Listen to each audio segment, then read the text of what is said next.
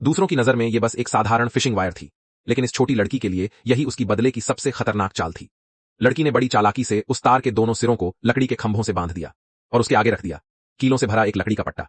अब शुरू होने वाला था उसका शिकार का खेल। लड़की जानबूझकर सामने आई ताकि डाकू उसे देखकर जाल की तरफ दौड़ पड़े। पीछा करता हुआ डाकू जब वहां पहुंचा और उसने देखा कि लड़की के पास अब भागने का कोई रास्ता नहीं बचा, तो वह घमंड में मुस्कुराने लगा।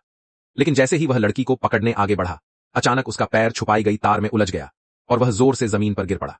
अगले ही पल सामने रखा कीलों वाला पट्टा उस पर जा गिरा।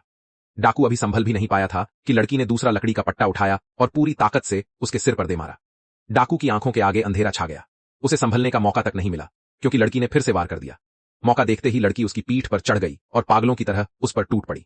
छटपटाहट में डाकू का संतुलन बिगड़ गया और वह सीधे पानी से भरे तालाब में जा गिरा। किस्मत की बात यह थी कि उसे तैरना भी नहीं आता था।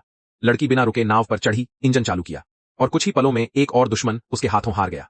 उधर मोटा सरगना जब काफी देर तक अपने आदमी की कोई खबर नहीं पाता, तो वह दूसरे गुर्गे को उसे ढूंढने भेज देता है। और इस बार जो आया उसे देखकर ही समझ आ रहा था कि यह कोई मामूली आदमी नहीं, बल्कि एक भारी भरकम ताकतवर दानव है।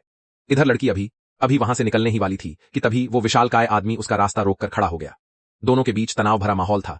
तभी अचानक लड़की का वफादार पीला कुत्ता तेजी से उसकी मदद के लिए दौड़ पड़ा, लेकिन उस ताकतवर आदमी ने उसे बिल्कुल भी गंभीरता से नहीं लिया और एक ही वार में उसे बेहोश कर दिया। इसके बाद उसने लड़की को पकड़ लिया और उसे वापस ले जाने लगा। शारीरिक ताकत में दोनों के बीच इतना बड़ा फर्क था कि लड़की जितनी भी कोशिश करती, वह खुद को छुड़ा नहीं पा रही थी। आखिरकार मजबूरी में उसने गुस्से में उस आदमी की बांह पर जोर से काट लिया।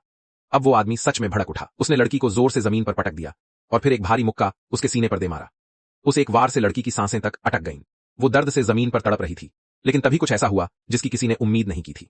वो विशालकाय आदमी अचानक रुक गया। चेहरे से भले ही वह डरावना लगता था, लेकिन उसके दिल में अब भी इंसानियत बाकी थी। उसने लड़की को समझाते हुए कहा, अपने अंदर की नफरत को छोड़ दो, अभी भी देर नहीं हुई है। तुम अभी सिर्फ एक बच्ची हो। फिर उसने अपना हाथ आगे बढ़ाया, जैसे वह उसे एक नई शुरुआत का मौका देना चाहता हो। लेकिन लड़की अब तक नफरत और बदले की आग में इतनी जल चुकी थी कि वो इतनी आसानी से पीछे हटने वाली नहीं थी।